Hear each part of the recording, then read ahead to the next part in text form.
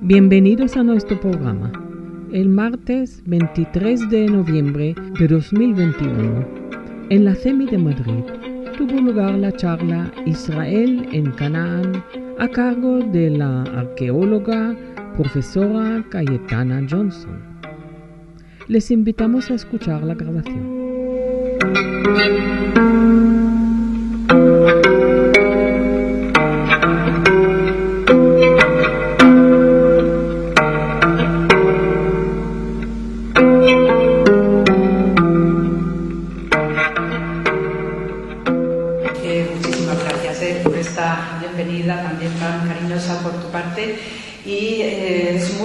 Sí, cierto, es mucho lo que he escarbado allí en Tierra Santa, en Israel, en Haaretz, y esto es un no acabar, de verdad, es continuo aprendizaje, es también muchísima humildad la que transmite esta tierra tan sentida por todos, tan convulsa en ocasiones, pero siempre sobrevive y aguanta. Entonces este es parte de mi trabajo, lo que os voy a comentar hoy en 2 misiones arqueológicas donde estoy. Yo no sé qué tiempo tenemos de límite y estas cosas. Una horita, vale, así para coger y organizar lo que tengo que exponer. Y pues voy a presentaros mi trabajo último, que, bueno, prefiero decir penúltimo porque la cosa no está acabada, ¿verdad? A pesar del COVID, y yo lo interpreto pues como un pequeño descanso, pero desde luego volveremos y seguiremos en lo que nos habíamos quedado en el 2019. Entonces, como también tenemos próxima la celebración de Hanukkah, pues voy a comentaros algo que especialmente estoy trabajando en Jerusalén, en Ir David, y presento esta maqueta espectacular que está en el Museo de Israel. Entonces, de nuevo, ¿no? Pues presento para indicaros dónde trabajo, en la Ciudad Santa, y esta es una maqueta fabulosa que está en el Museo de Israel, que estuvo durante mucho tiempo en el Hotel Holy Land, y me acuerdo de los primeros inicios, ¿no? Cuando yo empecé ya a cogerme la mochila y un vuelo de El Al sin destino, yo digo, me voy a Israel y allí que Dios me acompañe y me ampare, y eso es lo que ha estado haciendo durante todos estos años, y también lo procuro transmitir a través de la enseñanza que tengo con mis alumnos eclesiásticos, mis sacerdotes, enseñándoles las lenguas de Dios, como el hebreo, el arameo y la literatura judía rabínica, etcétera, más cuestiones arqueológicas. Entonces, con esta maqueta formidable que tenemos reconstruida en el Museo de Israel, lo que está reflejando es la Jerusalén que nos describe maravillosamente bien Flavio Josefo. Y la zona donde yo estoy trabajando es esta zona sur, que originalmente no se llama Ir David, porque precisamente es aquí donde inicia la historia sagrada a partir ya de lo que se suele decir la toma o la conquista por parte del rey David, que no es una toma, digamos, en sentido que nosotros entendemos de conquista, ¿no? Aquí que donde circulaba la sangre y todas estas cosas. No, era una ciudad pequeñita de entonces, una ciudad cananea, y pues como tal ciudad pequeñita no había tanto que defender y tanto que combatir. Entonces, yo estoy excavando en esta zona, la parte sur, que además es la zona preciosa por donde se entraba desde el sur del país en ascenso hacia el lugar más santo de Jerusalén, donde estaba ubicado el templo, tanto el de Salomón como el que maravillosamente hizo Herodes el Grande, que a pesar de que tiene una pésima reputación, pero no deja de ser que es un gran hombre de Estado y embelleció este país a unos niveles exageradísimos, convirtiendo Jerusalén en este momento en el primer santuario más espectacular de toda la zona mediterránea. O sea, fijaos hasta dónde podía llegar la cosa. Entonces, esta entrada sur era fundamental, y sobre todo porque había un sentido muy especial espiritual de ascenso a la casa del Señor. Y por eso, incluso hoy, ¿no? Yo como trabajo aquí y estamos haciendo varios hoyos, que ahora os enseñaré, precisamente todavía conserva como nombre de calle la calle Shir HaMa'alot, es decir, los cantos de ascenso, que eran los salmos aquellos preciosos de ascenso hacia Jerusalén, que también fueron reutilizados o reutilizada esta calle por parte de los cristianos, con la misma intención y el mismo interés de peregrinación santa. Entonces, voy a ir avanzando. Y otra imagen de lo que es desde el principio el Monte de los Olivos, como se vería el gran templo de Jerusalén, el templo de Moriah. Y también aquí hay un discurso precioso. Yo estoy trabajando en esta zona de la izquierda, que es el ascenso desde el sur de la ciudad. Tenemos Fortaleza Antonia, la famosa fortaleza, ¿no?, de donde estaba el pretorio romano. Y mirando desde oriente hacia el occidente, sabemos que cuando salía el sol desde lo alto no se veía ya sus primeros rayos del sol del Monte de los Olivos al Seitín, pues daba directamente, cruzaba el patio de las mujeres y daba directamente al lugar más santo, al Levir, ¿okay? O sea que hay todo un escenario dramatizado, teatralizado de lo que representa, ¿no?, este lugar tan santo y tan venerado, pero que también con estos guiños, ¿no?, efectos especiales, como digo yo, ¿no?, del sol iluminando el santuario, pues claro que por esto daba el nombre de la Jerusalén de oro, Jerusalén Sheza, precisamente por todo este brillo y esta luz tan sagrada al mismo tiempo. Hay un discurso muy bonito desde el punto de vista exegético con este santuario. Tenemos el gran témenos o patio de los gentiles, le llamamos así, todo este gran espacio donde podía deambular todo el mundo, y claro, era la fascinación también de todos los viajeros que llegaban a esta zona y que desde luego se quedaban maravillados de los colores, de los brillos, de esa piedra, ¿no?, tan especial que tiene Jerusalén, que brilla, ¿no?, con un tono dorado específico, más los colores, los dorados, azules, rojos que también tenía, ¿no?, vestía este santuario. Pero desde el punto de vista de la exégesis propia de esos tiempos, y es pura doctrina judía también, tenemos dos espacios muy marcados, ¿eh? El patio de las mujeres con sus 4 habitaciones, donde ahí se realizaba, por ejemplo, el corte de cabello ritual de los nazir, los nazirim, ¿no?, que hacían esas ofrendas rituales de cabello, y después ya la parte del patio de los sacerdotes y el edificio, la casa, Bet HaMikdash propiamente dicho. Tiene un discurso lógico, si tenemos en cuenta que en ese periodo la doctrina o la idea de la Shejina, la presencia de Dios, que es el aspecto femenino de Dios entre nosotros, está vivo en este espacio físico. Para mí excavar en Israel no es solamente escarbar tierra y tirar cubos y tirar carretillas y coger el pico grande, no, es que hacemos también exégesis, porque ellos hacían exégesis físico sobre la Tierra Santa, porque Dios interviene a través de nuestra historia y se materializa y se hace concreto. No se accede al lugar más santo de Dios si no atraviesas el patio de las mujeres. Es decir, que a través de las mujeres también Dios se hace vivo para llegar a la parte masculina, que es el santuario donde están los hombres. Y eso es la doctrina de la Shekhinah. Entonces, este recorrido que uno hacía, el piadoso que entregaba sus ofrendas aquí en esta zona central, la puerta de Nicanor, cuando entregas tus ofrendas, tú has pasado por todo este universo de lo femenino, donde están las mujeres corriendo de un lado para otro, recogen también las limosnas en esas famosas trompetas, ¿no?, que había ahí instauradas, y hacían diversas labores propias de santuario, como también a poco que uno va a una iglesia cristiana ve muchas feligresas que están por ahí también pululando y haciendo cosas de cara al altar y también a cuidar las figuras, etcétera. Es decir, compartimos, ¿no?, estos conceptos y estos universos. Entonces, voy a pasar un poquito más adelante porque ahí tengo otras cosas que ahora me interesan. Y me voy a centrar donde estoy trabajando. Y tenemos en la parte inferior de este acceso sur lo que es la piscina probática de Siloé. Y esta era, ya sabemos que, y además está ya excavado, esto pertenecía a un acuífero importantísimo de cuando Jerusalén era cananea, la Jebús cananea. Entonces, en toda esta zona se concentran los acuíferos principales de la ciudad, porque por la gravedad, al inclinarse hacia el sur, ahí se concentraban todas las aguas, las escorrentías freáticas y las aguas de lluvias, pues se concentraban en esta zona. Y sabemos que desde la época cananea se tallaban cisternas para recolectar esas aguas, que era fundamental para mantener las ciudades. Y esto se fue conservando a través de los siglos, con todas las reyes que habitaba esta ciudad.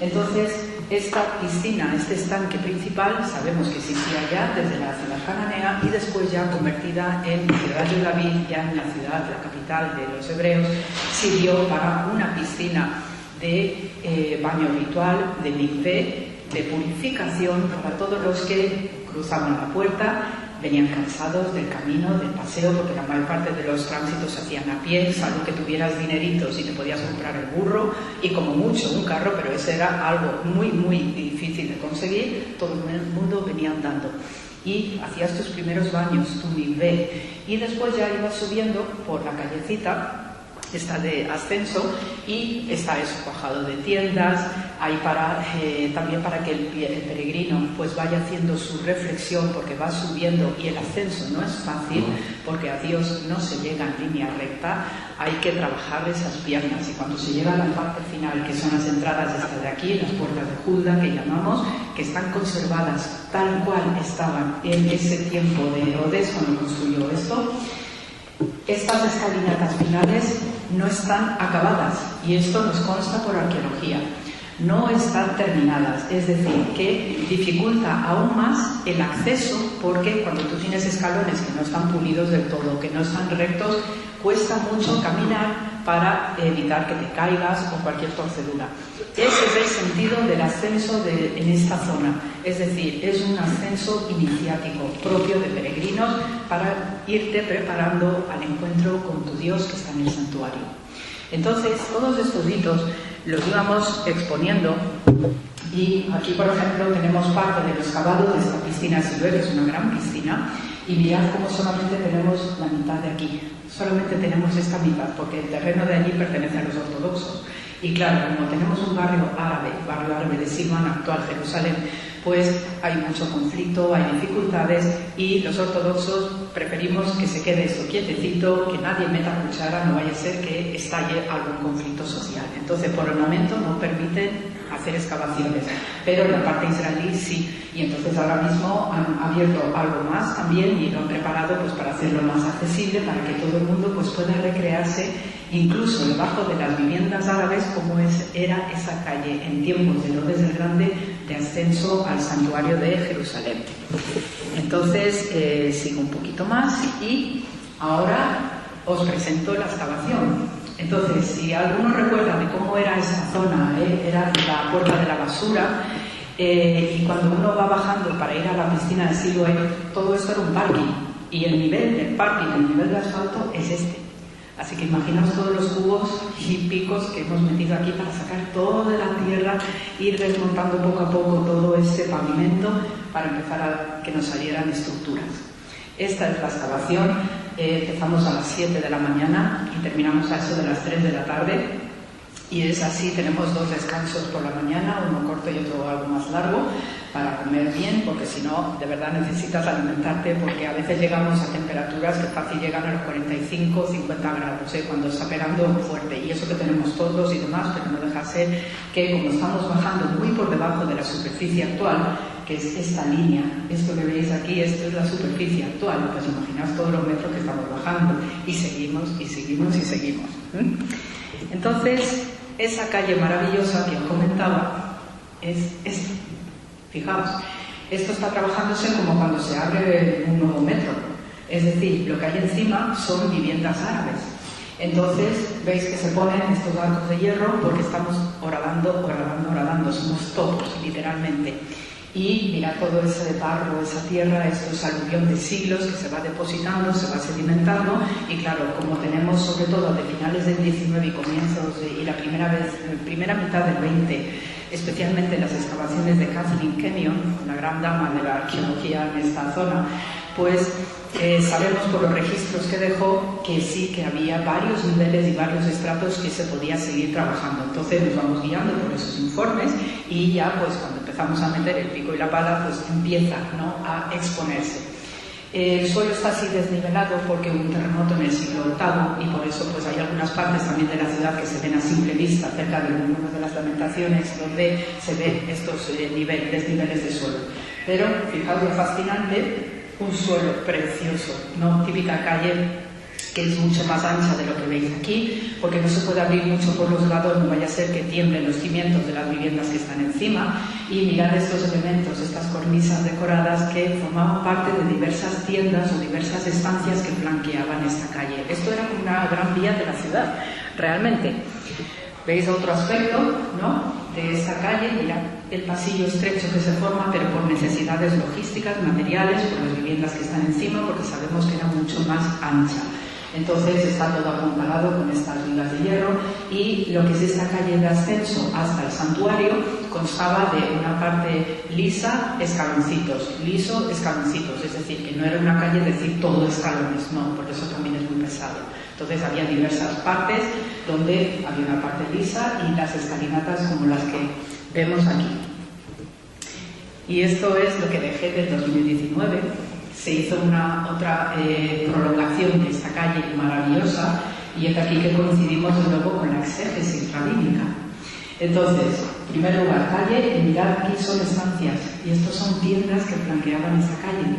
Y es que no solamente el peregrino iba en misión piadosa a su santuario, sino que también compraba souvenirs, también se tomaba sus capitas, es decir, que había una vida también añadida a la del peregrino. Y son estas estancias que sabemos perfectamente cuál era la tipología, porque este tipo de tiendas también las tenemos alrededor del actual muro de las lamentaciones, que están ahí muy bien también documentadas y excavadas. Y esto trajo mucha incógnita cuando salió. Ya en el 2018 empezó a salir este podium y está a medio camino. Entonces nos quedamos así, digo, vamos a ver, tienen el santuario ahí arriba. Este podium normalmente está asociado a acciones cúlticas dentro de tipologías que había en el mundo romano de entonces también. Y nosotros estábamos con la gran incógnita, digo, vamos a ver, qué veneraciones o qué cosas se estaba haciendo fuera del santuario propiamente dicho. Y era la gran incógnita.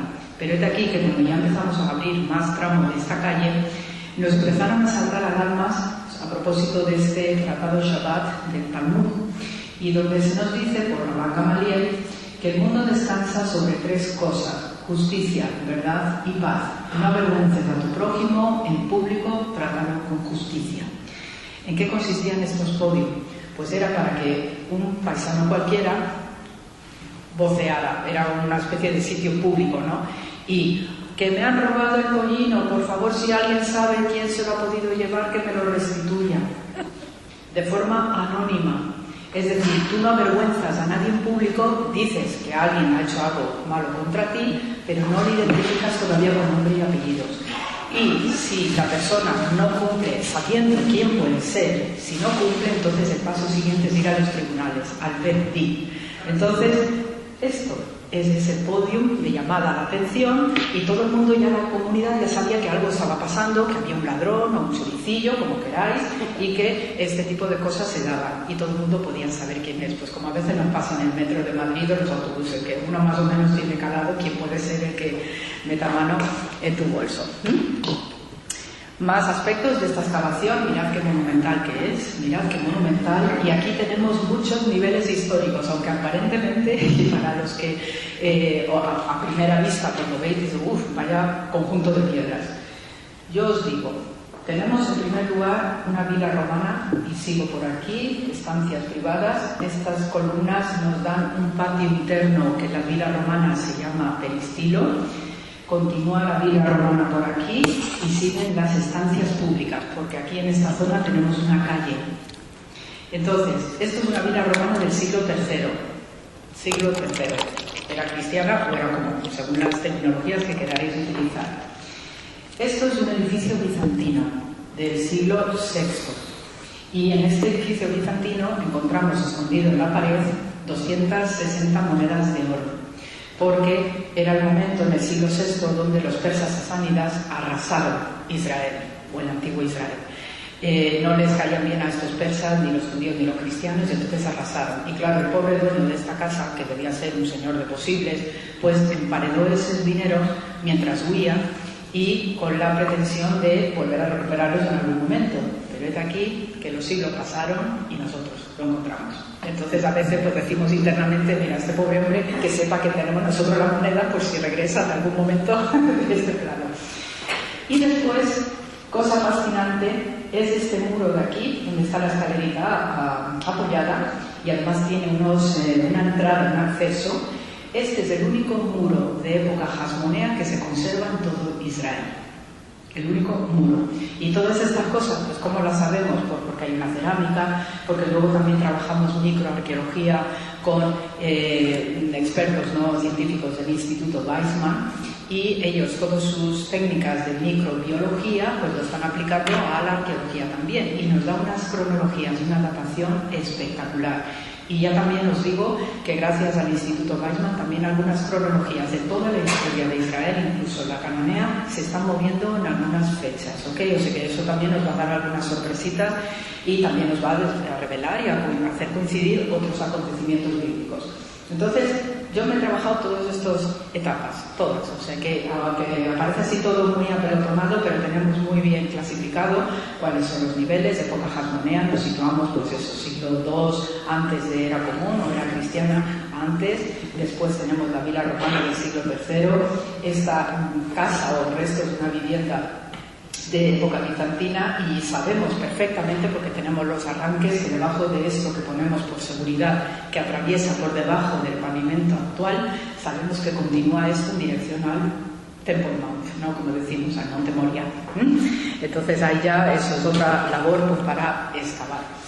Esto es uno de los trabajos que me tocó hacer también en el 2018 y también fue una de las sorpresas. Estoy justo detrás de ese muro hasmoneo que os había presentado antes y justo empiezan a exponer un suelo, no se ve aquí todavía muy bien, pero me empiezan a salir estos escalones y por la dirección de los escalones va todo en dirección al templo, a la explanada del templo, va en ascenso.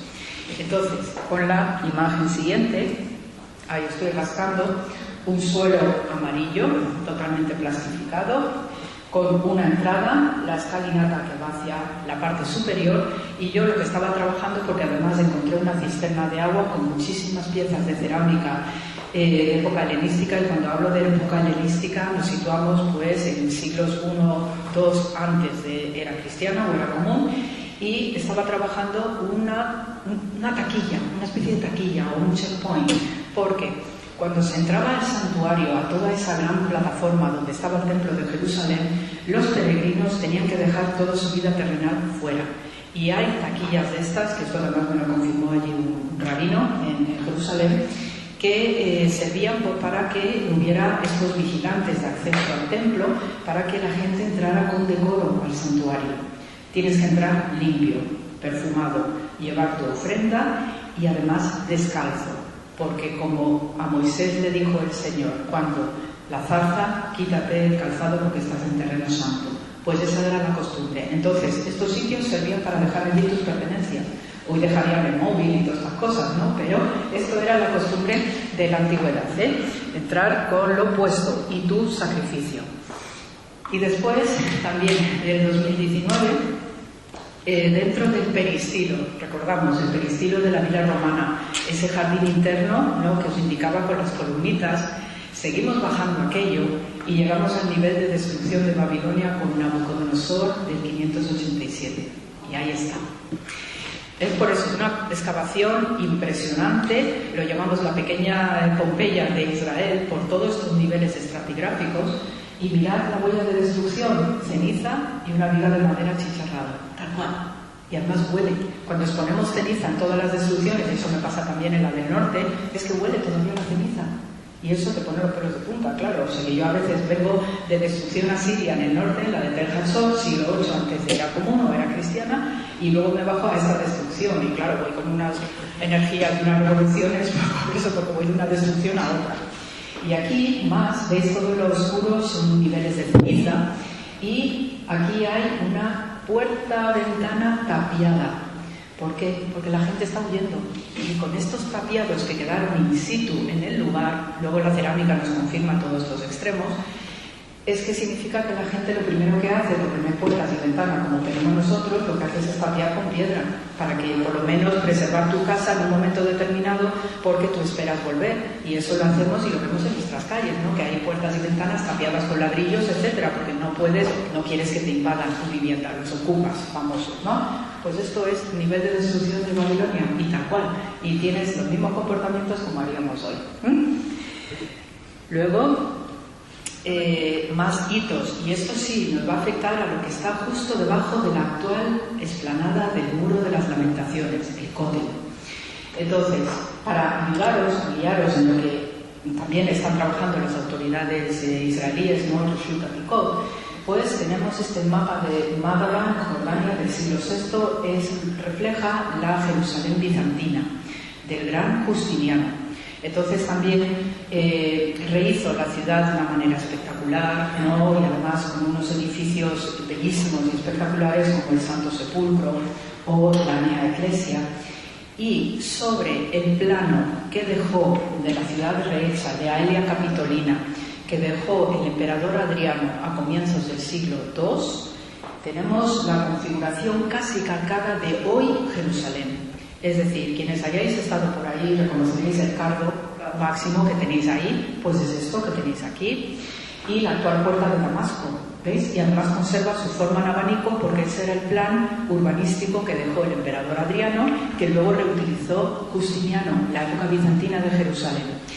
Y lo que me interesa para enseñaros, ¿no? Después tenemos un segundo, este es el cardo, hay un cardo secundario y esta calle que lleva a la Puerta de los Leones actual, esto era un decúmano del emperador Adriano, que es hoy la actual Vía Dolorosa, para quienes hayáis o conozcáis aquello que sale a la Puerta de los Leones. Y eso es lo que uno está caminando y se conservan algunos sillares en el suelo, precisamente, en unas lajas.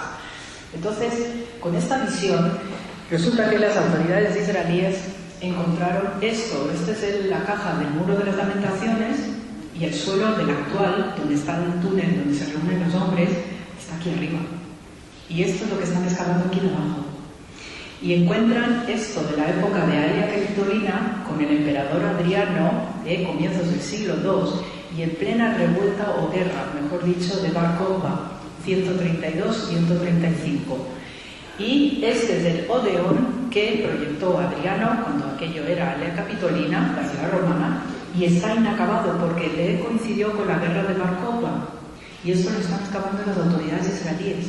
Es fabuloso porque todos teníamos esa sospecha de dónde está el Odeón, ¿no? Porque no hay ciudad romana donde no hay un teatro. Grande o chico, pero siempre hay un teatro. Y apareció. Y este es un teatro pequeño que llamamos Odeón, por eso un edificio exento y más pequeñito. Y el Odeón exclusivamente no solo servía para las representaciones dramáticas de teatro, la obra de teatro de toda la vida, sino que eran más bien núcleos donde se reunía el consejo o la asamblea de la ciudad. Y este es el origen de por qué nuestros parlamentos tienen la forma de semicírculo.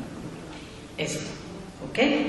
Entonces esto es un hito y están trabajándolo maravillosamente bien. Además es que se apoya sobre alcantarillas, esto que veis aquí tan oscuro, estas son las alcantarillas de la ciudad herodiana, de Herodes el Grande. O sea que fijaos también las complicaciones a la hora de trabajar. Otra visión de lo que es este Odeón, y todo esto son los apuntalados, y además con vigas de hierro, porque está sujetando el actual túnel donde los hombres van y dejan su sidurim y todas estas cosas para la plegaria o la liturgia del cótel, ¿ok? Después, más aspectos de los túneles que estamos haciendo. Esta es la continuación de la excavación de la calle, ¿no? Que va en ascenso desde la zona sur hacia la zona de lo que era el santuario de Jerusalén, y mira todo el escombro y todos los restos de la antigua muralla que está debajo de la superficie actual. Restos de la muralla de la época hasmonea, también debajo del pavimento actual, y siempre estamos coincidiendo en la zona de la puerta de la basura, ¿ok? El Town Gate, que se dice en inglés. Estamos en esa zona porque ya estamos atravesando. Entonces, para la parte que os interesa también, dada la proximidad de Hanukkah, esto también es parte de mi trabajo del 2019, donde veis sacos y este suelo que está sin inclinación. Tuve que trabajar, en vez de trabajar en liso, como ahora tenemos nuestro suelo, y pico y pala, no, me hicieron trabajar en diagonal. O sea que tenía yo que estar calibrando para sacar estas líneas, ¿no?, en diagonal, porque esto es parte de la rampa de asedio del Acra cuando la revuelta macabea. Ahí es nada. Entonces, pues esas rampas de asedio, pues si os fijáis en las ciudades medievales que tenemos, está la muralla de castillo o de lo que es la ciudad amurallada, y suele tener una pequeña inclinación de terreno en la base. Fijaos, ¿no? Pues esto es lo que nosotros llamamos las rampas de defensa o de asedio, técnicamente llamado glacis escrito. Entonces esas rampas servían para sujetar bien las murallas, pero también para defender la ciudad, porque cuando tienes estas cosas es muy difícil acceder de manera directa y haces que los soldados en el interior que están defendiendo la ciudad puedan ganar tiempo a la hora de pelear con los que vienen de fuera. Entonces esta rampa de asedio es la que he estado trabajando en el 2019, y aquí que nos aparece la lamparita típica de la época de la revuelta macabea. Y las llamamos lámparas de Aladino por esa forma puntiaguda que tiene. Así tal cual, in situ. Y más que me emociona todavía, punta de flecha. Además, esta es una tipología de hierro, está con el óxido rojizo, y son puntas de flecha típicas de este combate entre los macabeos y los griegos seleucidas, y una tipología concreta de ese periodo también, que nos salió. Moneda que te crió, también, así que son pequeños detalles que nos confirman que estamos ante la rampa de asedio. Y ya casi al final, pues, iba yo bajando, todo esto son los niveles de la rampa de asedio de esta revuelta o guerra macabea, y cuando iba bajando, esto es un roquedal puro y duro, y mi misión es encontrar la torre norte de la fortaleza Acra que describe Flavio Josefo a propósito de esta revuelta macabea. Entonces, el Acra hemos encontrado parte de muralla y la torre sur, y a mí me encargaron que buscase la torre norte, y yo, pues sí, yo me meto y te busco lo que quieras. Entonces, me metieron en una de las habitaciones de la villa romana del siglo III, así es como estamos excavando en Jerusalén. Y claro, pues todo tiene que estar apuntalado, tengo que trabajar con casco y con unas medidas de seguridad muy rigurosas porque estoy bajando casi ya 40 metros por debajo de la superficie. Y empiezo a trabajar, ¿no? Yo estoy trabajando en la rampa de asedio dentro de una habitación de la villa romana y esta piedra aquí inmensa. Entonces ya cuando continúo bajando, detecto una cueva y claro, pues es de que te empiezas a meter, porque claro, una curiosidad me supera y yo digo, tengo que ver. Y a continuación va mi jefe de excavación, que es el profesor de la Universidad de Tel Aviv, ¿no? Ahí trabaja también en esta excavación, Yuval Gadot, y lo mismo, digo, Yuval, desde arriba gritándome que se me ven los calzoncillos, y me da igual, digo, tengo que ver lo que hay ahí dentro, y allí que nos vamos metiendo. Entonces ya cuando metemos cabeza, cerámica de la época. Esto es cerámica de la época de los macabeos.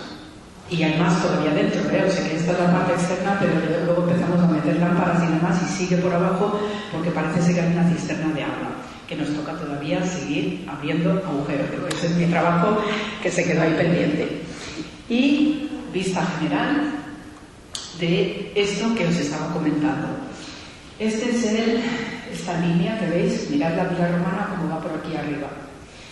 Y esto que veis aquí, esta línea, es parte de la fortaleza Acra. Esta es la torre sur. Y a mí, que me han metido en esta habitación de la villa romana, por debajo es donde yo tengo que averiguar dónde está la torre norte, para que veáis lo que es esta excavación. Y os enseñaba desde dentro parte de esa rampa de asedio. Pues desde fuera de la muralla, esto es la rampa de asedio externa. Mirad la inclinación de esto, va así como lonchitas, ¿me estáis viendo? Pues eso es la rampa de asedio Clasis. Y también encontramos ahí puntas de flecha y determinados elementos, ¿no?, de la cultura material propio de esa revuelta macabea. Pues este es mi trabajo que dejé en 2019 y que me está esperando, porque está mi jefe ahí diciendo a ver cuándo vuelves y sigues ahí hurgando para encontrar esa torre norte. Y otro aspecto que trabajamos simultáneo, y esto es del 2018, el periodo de los persas aqueménidas, es decir, después de aquella destrucción de Babilonia de Nabucodonosor, 587 a.C., retornaron aquellos judíos exiliados de la mano de los aqueménidas, ¿no? Y con Zorobabel, Ageo, Zacarías, ¿no? Todos estos grandes, ¿no? Nehemías. Entonces me tocó trabajar también esa época de los persas y efectivamente salió. Entonces tenemos una instalación aquí con un tabún, estos son los hornos típicos, que tenía una cúpula encima, como nuestros hornitos también de pueblo, ¿no?, que a veces hay, que tiene una cúpula y tú ahí tienes para poner el pan, la costura del pan o de la cerámica. Y empezó a salir aquí un mortero negro gigantesco, que es lo que yo ya terminé de exponer aquí arriba. Un mortero negro espectacular, pesadísimo, a más no poder, apareció troceado en dos. Y esto sí que es un elemento típicamente persa. En la zona sur de Israel no se trabaja la piedra negra, el basalto. Eso es propio del norte y la zona irania. Entonces, para buscar persas en Jerusalén, pues nos basamos en este tipo de cosas. Y cuando aparece aquí un mortero, digo, ya está. Tenemos el ambiente persa, porque esto solamente podía aterrizar aquí por mano de un persa o algún comerciante que ya estaba teniendo relaciones con persas aqueménidas. ¿Ok? Entonces esto es lo que también me tocó exponer ahí en el 2018.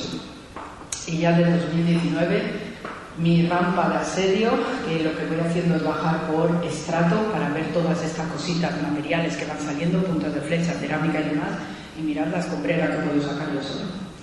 Os voy a llevar después de la época macabea y de estas cosas bonitas que hacemos en Jerusalén, nos vamos al norte y nos vamos a situar en la excavación que estoy en el mes de julio con Josué 11, que nos habla de la toma de la tierra prometida y especialmente de la ciudad de Hatzor.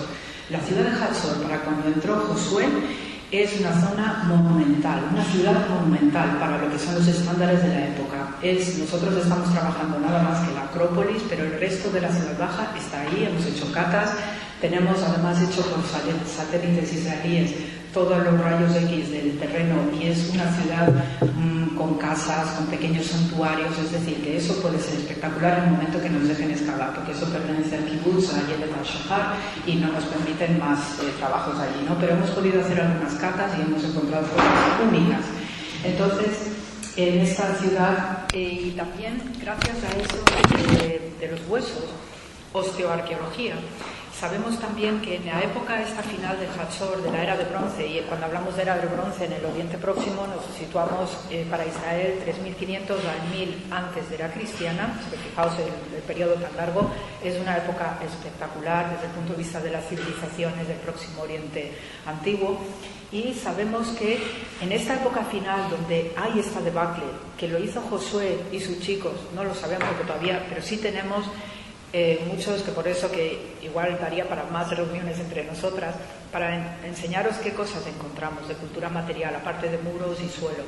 Porque tenemos referencia de Merneptah, por ejemplo, el hijo de Ramsés II, ¿no? Que coincide, ¿no? En esta época del grupo del Éxodo, más lo que vino después de Josué, y sabemos que hubo un cambio de dieta a peor. Es decir, en la parte alta, como estamos trabajando en la Acrópolis, que es donde se sitúa la élite de las ciudades, pues dejaron de comer cordero, por ejemplo, o ternera o vacas, porque empezaron a cambiar la alimentación al pollo. Es decir, sí, porque hay un momento de crisis. Entonces, parece ser, y una de las tesis para la destrucción de esta ciudad es que no solamente vino un grupo externo a destruir la ciudad, como Josué, por ejemplo, sino que también hubo una revuelta interna. Es decir, que hubo un cambio de ciclo en este final de la era de bronce con agitación social. Y esto es algo que nos interpela a nosotros hoy en nuestro presente. Los grandes cambios de paradigma histórico siempre vienen con una crisis brutal económica y social y se nota en la alimentación, y esto es uno de los datos que nos indica que algo estaba pasando aquí. Entonces, si veis que la élite, que además empiezan a subir impuestos a todo el mundo, que parecido a lo de hoy también, que parecido al nuestro presente, empiezan a subir impuestos, el comercio se empieza a truncar, y esto también en nuestro mundo actual, que tenemos problemas de suministro, eso lo vemos en la historia constantemente, y cambia la alimentación, la gente come menos o reduce, ¿no? lo lujoso lo va menguando. Y en nuestro mundo pasaba igual, ¿no? En épocas, sobre todo después de las guerras, ¿no? Pues la alimentación es muy escasa y tienes que tirar de lo que mejor tienes a mano. Entonces comes pajaritos, por ejemplo, ratones, gatos, todo eso. Y esto se notó aquí, un cambio en la dieta, porque empezamos a encontrar cada vez huesos de alimentación más de animales chiquititos y no del gran animal que es el que nutre a los ricos. Tenemos todas las pautas muy controladas y toda una serie de hallazgos adicionales, ¿no? De cultura material, un joyero de una señora espléndida, un joyero precioso. Y después, desde el punto de vista también de inscripciones, encontramos fragmentos de tablillas en una lengua cananea, que es muy parecido al hebreo bíblico, porque el hebreo bíblico es hija heredera de esta lengua antigua de Canaán, que era una lengua de prestigio también, y encontramos fragmentos con legislación muy parecido al código de Hammurabi, por cierto, muy parecido. Y una de esas tablillas, hay una señora rica por casa que va a los tribunales, ella se paga a su abogado y gana el caso. Es decir, que nos rompe todos los esquemas con lo que habitualmente se tiene por este antiguo Oriente, donde las señoras estaban más emancipadas de lo que nos imaginamos. ¿Veis? O sea que tenemos estos elementos en Tel Hatzor, en un sitio tan específico, y esto te da una información abrumadora que te cambia también los esquemas. Cuando a mí me vienen a veces diciendo, ay, la Biblia y los judíos, y qué machistas, digo, perdone usted, No, que culturalmente de esto de machistas nada. Otra cosa son actitudes individuales, ojo, como también tenemos en nuestro mundo cristiano, pero no, aquí hay otro discurso. Y aquí los hombres y las mujeres pues tenían su dame y yo te doy, no sé qué, que eran también emancipadas. Y cuando vemos este fragmento de una señora que lleva un caso a tribunales y además lo gana, ostras, y en Jerusalén también encontramos un sello del siglo VIII, 8 antes de la cristiana, de Yael algo. Y también cuando una señora, o sea que un sello con un nombre femenino, es que eso es una señora que tiene su propio sello, como decir su anillo, y pum, y pongo mis documentos en Jerusalén. Ay, la tan ortodoxa Jerusalén. Pues no, había señoras y en tiempos bíblicos que también eran independientes. Y esto lo tenemos registrado en la ciudad de David. Es decir, que nuestro mundo bíblico, y gracias a esto que hacemos, ¿no?, de rascar y hacer agujeros, nos está interpelando de una manera radicalmente distinta a lo que es la hermenéutica tradicional de los textos bíblicos, del Antiguo y del Nuevo Testamento. Es decir, que eran mucho más progres de lo que muchos pretenden decirse hoy de progres, y lo digo abiertamente. La Biblia sigue interpelándonos y nos sigue marcando pautas y caminos. Eso lo tengo clarísimo. Qué bonito. Verónica, tengo una pregunta. Sí. Quiero dar gracias porque ha sido una lección de historia increíble y, o sea, para mí, que soy totalmente profana, me ha parecido que es algo así como un sello de autenticidad de la historia de la Biblia. Por supuesto. Eso me parece muy importante. Has dicho que es basalto. El basalto es durísimo. ¿Con qué excaváis? ¿Con excavadores o a mano? No, a mano.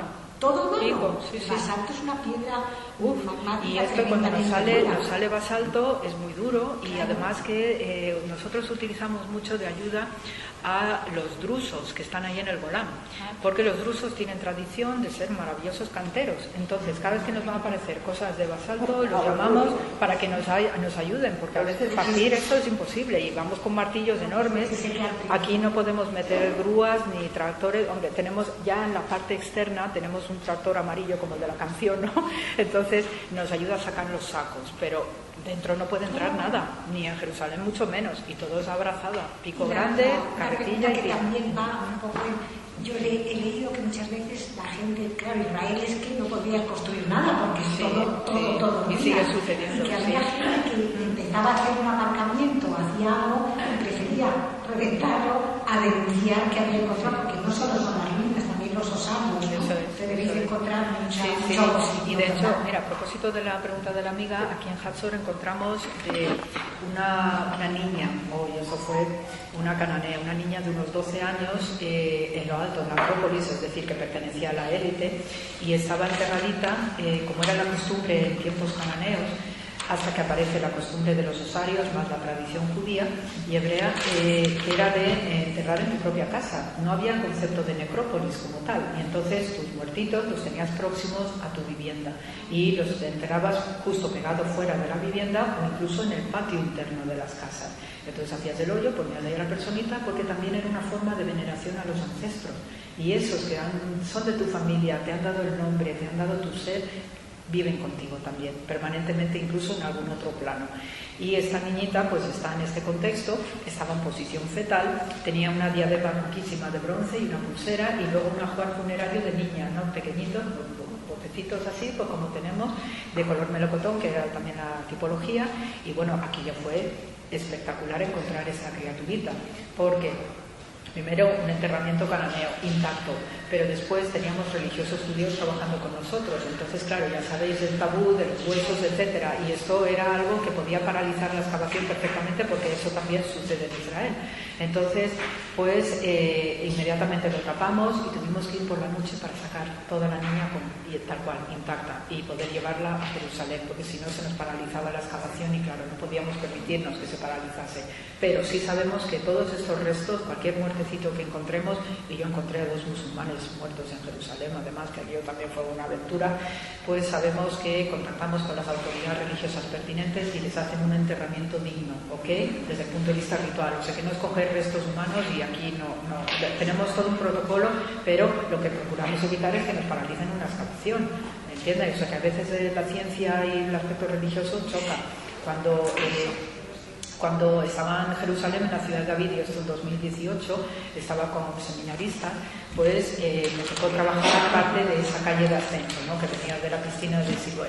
Entonces, como habíamos también rascado en la época musulmana de Jerusalén, pues ahí había una necrópolis en toda esa zona de la ciudad de David. Y cuando empezaron las excavaciones en el 2006, pues se pidieron a las autoridades musulmanas que se hicieran cargo de sus muertecitos. Y bien, vino el responsable y se lo llevó todo, pero se dejó a 2 individuos que aparecieron en esa calle. Entonces estoy con una alumna, aparte del seminarista llevaba una alumna, y la alumna pues se puso a llorar. Ay, que son 2 muertos, que son 2 personas y tal. Yo, sí, ya lo sé, pero tú cállate, porque si como se paraliza esta excavación en Jerusalén, la hemos liado parda, porque además eran musulmanes esos 2 esqueletos intactos. Tenían problemas, habían fallecido de un tipo de cáncer, porque los huesos es que era papel, literalmente. Y entonces vino la jefa de excavación, entonces Yana, y me dice, callaos, y se llevó a todo el mundo. Y dice, a ver, hay que sacar a estos como sea. Y yo digo, vale. Entonces me dio el pico y 2 capazos para meter en los 2 capazos los 2 cuerpos, y entonces ella aquello fue una aventura, pues me dice, ahora vas a salir por los túneles herodianos, ¿no? La alcantarilla que dejó Herodes el Grande y los romanos, dice, vas a salir por esas alcantarillas y va a haber un personaje al otro lado, en lo que hoy es el Davidson Center, va a estar ahí una persona que se va a hacer cargo de los 2 capazos, pero tú ni mu. Y entonces yo iba, ella se había encargado de avisar a todo el mundo que estaba en esos túneles, dice que va una arqueóloga que va llevando un material importante para el laboratorio y tal, o sea, haciendo todas las trampas, porque si no venían no solamente los hebreos, sino los musulmanes a paralizar la excavación. Aquello fue un drama. Y yo sé que después esos cuerpos fueron tratados correctamente, o sea que no que aquí va la basura, nada, no. Pero te supone, ¿no? Estos conflictos de excavación y la religión y todos los problemas, obviamente, que da pues encontrar muertos. O sea que es que... De la niña, bronce medio, y también eso, nos situamos 1700, parece ser que se dio, 1700 la niñita. Fue espectacular ese hallazgo, ¿verdad? Y mucha ternura nos dio, ¿no? Porque se la veía en posición fetal. Hay algo, parece ser que transmite este tipo de entrenamientos una esperanza en una resurrección, probablemente. Claro. Pero tú consideras que estaba tratado el cuerpo. Sí, ritualmente. Para que como proyectaba, pero como certificado, ¿verdad? Sí. Entonces eso, era una cosita así, redondita, de este tamaño, porque era menudita, y eso, y en posición fetal, con su ajuar, o sea que tenía un tratamiento muy especial, muy cariñoso incluso, y esto sí lo detectamos, es decir, que hay una preocupación por esos fallecidos, de manera ritual. Edith. Sí. Perdón, Camille. ¿De cuántos metros de profundidad están? Sí, en Jerusalén, pues fácil, estamos ya unos 40 metros por debajo de la superficie actual. Sí. Nada, gracias a usted. Edith, ¿querías preguntar algo? Bueno, hablando de las tribunas esas que hay en el túnel, que se sube, se supone, al templo, yo diría que la interpretación es correcta de una persona. Sí. Y cuando hay una masa de personas que suben al templo, lo mencionan muchas veces en el Talmud, la Mishnah habla de eso más bien, que la gente como va enfilada, hay que poner un poco orden. Entonces había como sitios que alguien desde arriba llegaba y ponía un poco orden. Eso es. Los hombres a un lado, las mujeres a otro lado. Alguien tenía que hablar en voz alta y decir todo eso. Y para eso servían estos podios también, sí. O sea que yo puse este ejemplo solo del Talmud, pero parece ser que también apunta a eso. Sí. Y de hecho sabemos, sí, porque además esa era una calle súper transitada y se ve en el suelo, se ve el desgaste del suelo, ¿no? Se ve muchísimo. Y luego ya de época cristiana, cuando Jerusalén era bizantina, encontrábamos monedas y cruces de peregrino, pero montones, o sea que sacábamos bolsas de 25 monedas cada día ya en el tramo más próximo a la parte alta, y eso era una piedra súper desgastada, o sea que claro, tiene todo el sentido lo que estás diciendo. Y es más, del 2019 también han detectado una pequeña plaza en medio de esta calle, que parece ser que es donde se celebraban los novilunios. Los novilunios.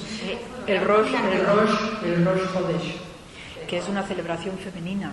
Y había una placita ahí Una placita que tiene un trazado distinto al resto del pavimento que va en ascenso. Entonces parece ser que coincide con estas celebraciones de novilunio que todavía se estaban dando en ese periodo del segundo templo. También, y esto parece ser que apunta en esa dirección. Todavía no está confirmado, pero apunta en esa dirección. Sí. Por eso tenemos el movimiento de las Nashot HaKotel, que sabéis, ¿no? Conocéis, las mujeres del muro, que también se reúnen los primeros de cada mes. Claro, con una algarabía ahí dentro no veas, ¿no? Cada vez que hay un roscodes con ellas es tremendo. Y yo las voy, yo me meto en medio antes de ir a picar y las vivo y las vibro y todo eso, ¿no? Pero es la misma tradición, la misma costumbre de los novilunios. Yo voy a hacerte una pregunta personal. Sí. Quizás resulta un poco extraño lo que preguntar. A ver, ¿tú crees en la sensación extrasensorial? ¿Te llamó la atención en algún momento alguna fuerza negativa que te tomaba el cuerpo o te sentías rara al hacer esas excavaciones? Yo digo por la energía que hay en ese sitio. La energía la noto desde el minuto que piso Ben Gurión. La noto inmediatamente. Ahí ya la energía, ya cuando empiezo todos los filtros y te miran pasaporte y usted ha estado no sé cuántas veces por aquí, digo, sí, hijo, sí, digo, si es que ya me tenéis que dejar pasar gratis y todo, ¿no? Un poco en esa línea. Pero sí, noto perfectamente las vibraciones del terreno, trabajo mucho a intuición y voy oliendo y voy notando los niveles de destrucción, noto una vibración distinta y cuando van a salir cosas más amables también noto esa vibración, pero sobre todo los niveles de destrucción, los noto todos inmediatamente. No solamente es el olor, sino que enseguida voy bajando y digo, aquí hay algo que está alterando y efectivamente ya me confirma cuando aparecen las cenizas y demás. Lo noto todo perfectamente, sí. Ya es un poco la simbiosis que tengo con ellos y eso no me lo va a quitar nadie de mi experiencia, sí. Lo noto muchísimo. ¿Has excavado en otros sitios? Perdona. Bueno, fuera, sí, principalmente Israel, pero también estuve excavando fenicios en Melilla, sí, algunos de por allí, y conozco también a los melillenses, ¿no? Sí, ahí en Rusavir estuve en la casa del gobernador. En la casa del gobernador ahí estuve y también es un patrón porque los fenicios son primos hermanos de estos y en una localización también muy cuca, muy maja y con los mismos esquemas. Estuve allí un par de años también, ¿no? Pero básicamente... Luisa, querías hacer una pregunta. Una pregunta de aquí, como está hablando de esto, estuve en el muro de los fundamentos, ¿no? Después hay una parte que, bueno, uno sube escalera y baja por el otro lado, ¿no? Por el muro de lamentaciones de lejos, ¿no? Y uno camina más y vi